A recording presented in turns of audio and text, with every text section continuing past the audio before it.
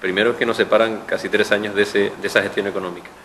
La segunda, que creo que es importante, que ya está debatida la liquidación, que está la cuenta general más que debatida, que además la auditoría del fondo también se ha traído y se ha discutido. Tercero, que yo creo que es importante tener en cuenta que aquel año, en el 2010, fue en el que se solicitó el préstamo, el último préstamo importante que ha solicitado esta administración, entre otras cosas para la adquisición del CDTK, por un importe de unos 15 millones de euros, si no recuerdo mal. ¿Por qué esta contextualización? Porque yo creo que en el medio de todo esto es importante recordar que pasados 2 años y producto de la liquidación de aquel ejercicio económico, comenzamos con el plan de estabilidad económica. Precisamente este fue el ejercicio en el que incurrimos en inestabilidad, y el año siguiente hemos aprobado el plan de ajuste.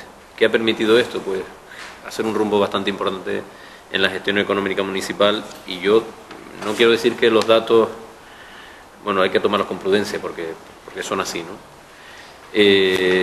Con esta contextualización sí que quiero pues hacer un resumen rápido, porque yo insisto en que ya está más que debatido, y sobre todo que nos aleja la realidad actual de aquellos datos que hoy nos traen, y están debatidos, insisto, por varias vías.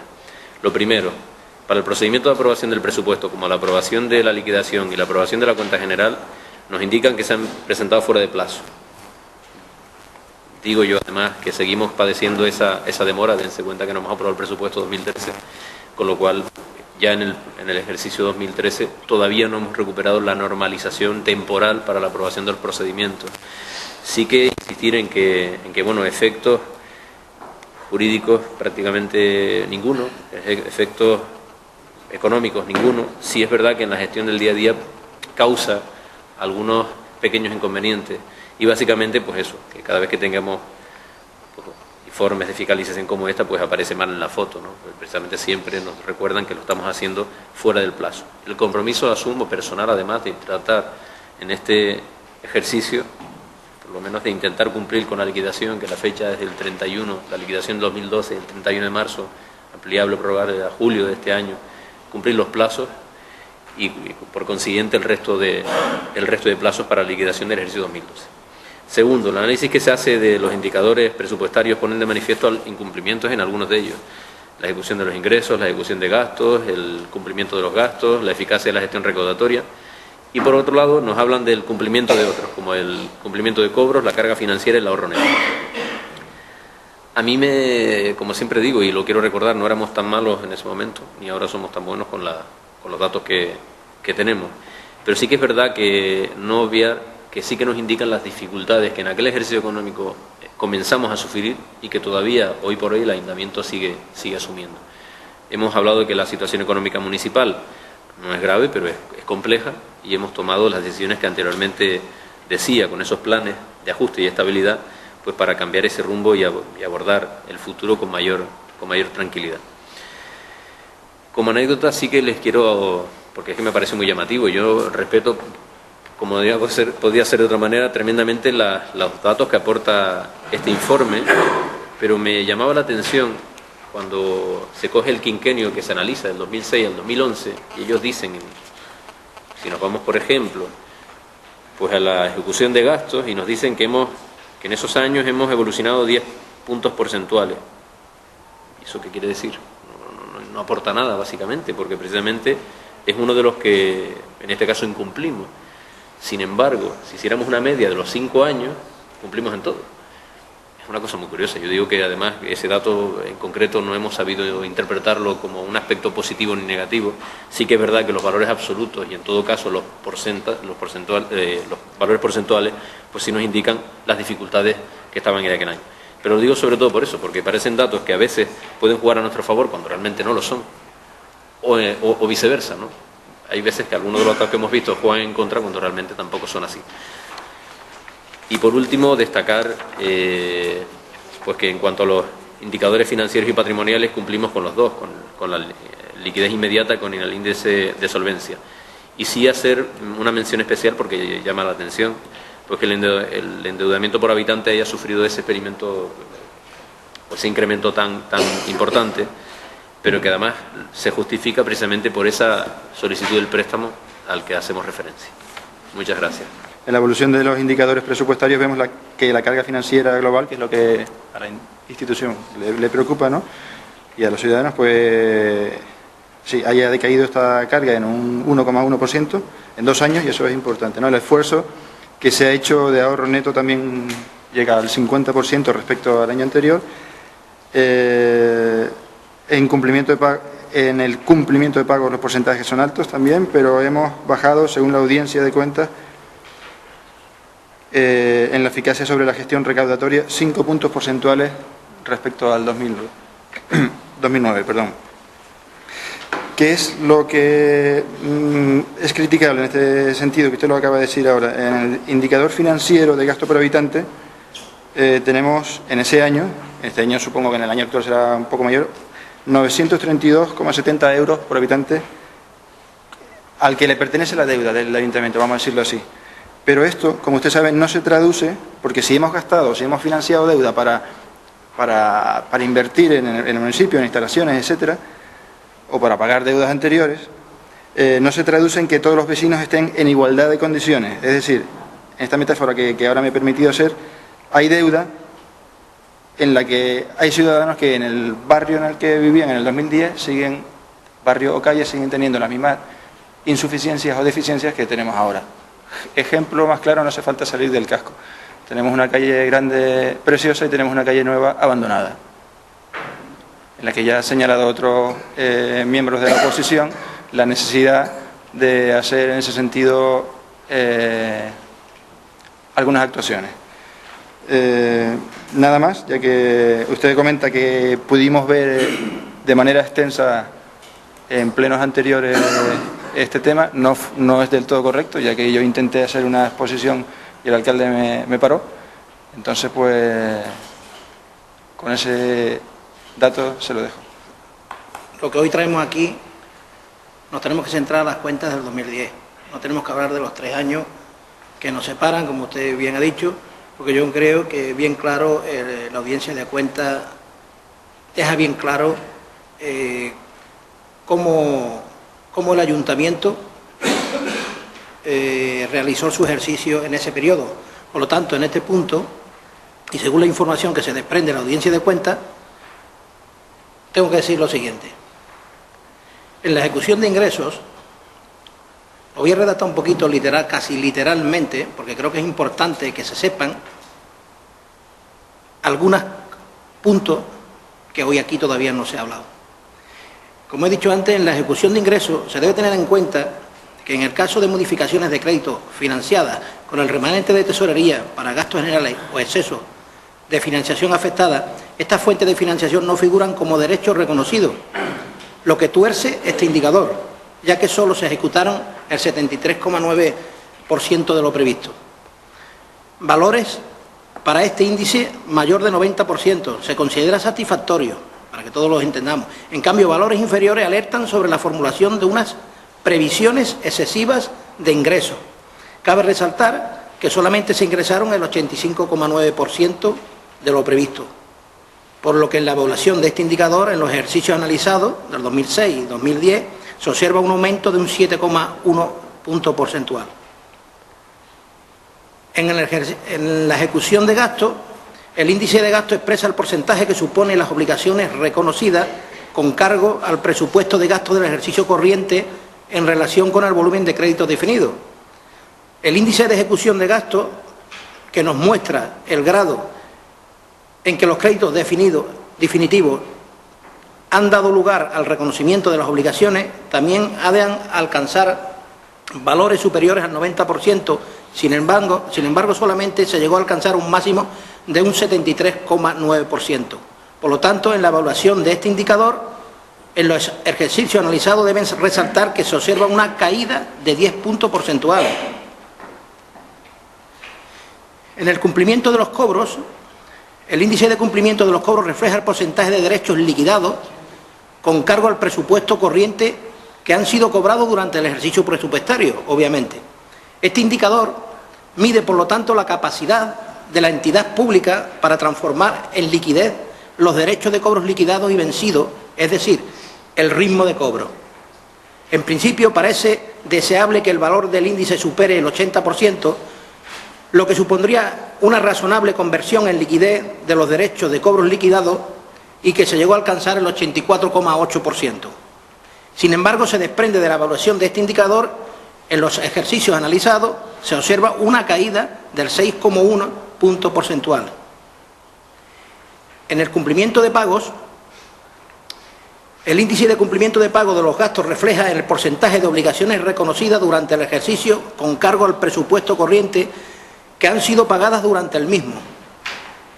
Valores para este índice entra entre el 80 y el 90%, se consideran satisfactorios. En cambio, valores inferiores alertan sobre la posibilidad existencia de dificultades en la tesorería. Sin embargo, solo se cumplió en un 79,1%.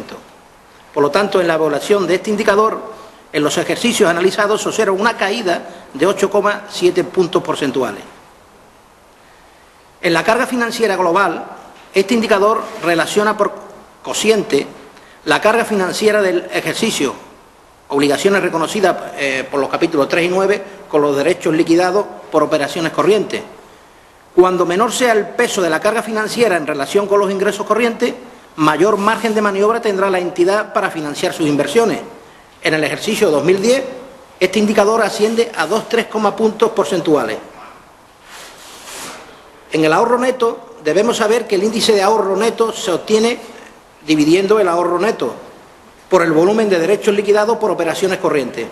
Sin embargo, este indicador refleja la capacidad que tiene la entidad de atender con sus recursos ordinarios a sus gastos corrientes, incluida la imputación al presente de las deudas contraídas en el pasado para la financiación de las inversiones. Sin embargo, tan solo se pudo alcanzar un ahorro neto de un 4,1%. Por lo tanto, en la evaluación de este indicador, en los ejercicios analizados se observa un aumento de un 2,4 puntos porcentuales. En la eficacia en la gestión recaudatoria, el índice de gestión recaudatoria refleja el porcentaje de derechos liquidados con cargo a los ingresos tributarios y precios públicos que han sido cobrados durante el ejercicio presupuestario. Debemos resaltar que este indicador mide la capacidad de la entidad para transformar en liquidez los derechos de cobros liquidados y vencidos de los capítulos 1, 2 y 3, es decir, el ritmo del cobro. En principio, parece deseable que el valor del índice supere el 80%, lo que supondría una razonable conversión en liquidez de los derechos de cobros liquidados.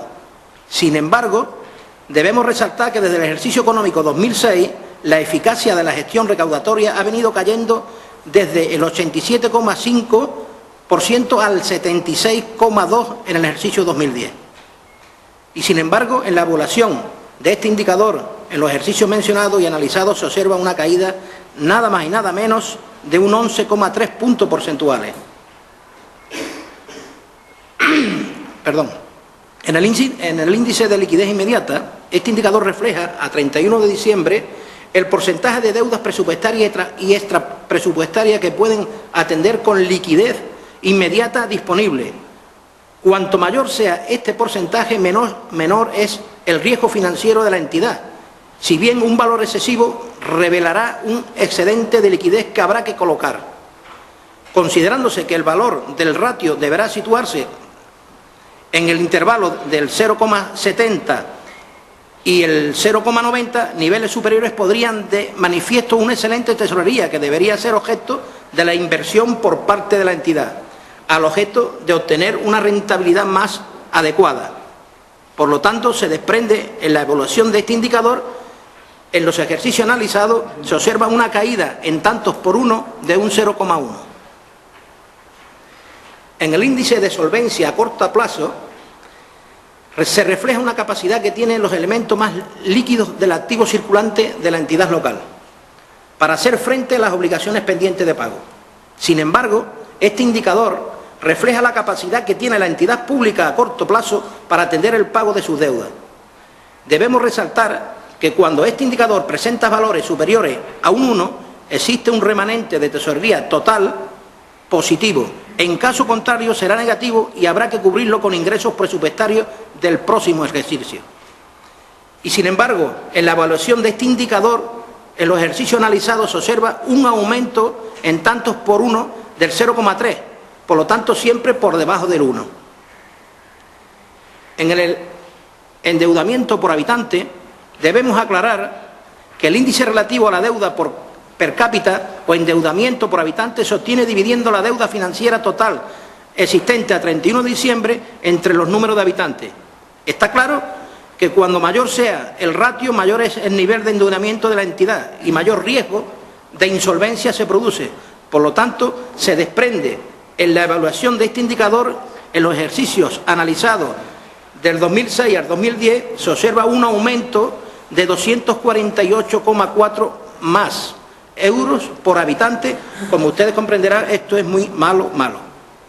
Por lo tanto, debemos resaltar de las incidencias de la cuenta general del 2010 de este ayuntamiento se desprende lo siguiente. En la aprobación definitiva del presupuesto se realizó con posterioridad al 31 de diciembre del ejercicio anterior. En la aprobación de la liquidación del presupuesto no se aprobó en plazo legalmente establecido. En la elaboración de la cuenta general no se elaboró en plazo legalmente establecido. El informe de Comisión Especial de Cuentas no se emitió en plazo legalmente establecido. En el inicio de la exposición pública de la cuenta general se realizó con posterioridad al plazo legalmente establecido. La presentación al Pleno de la cuenta general se realizó con posterioridad al plazo legalmente establecido.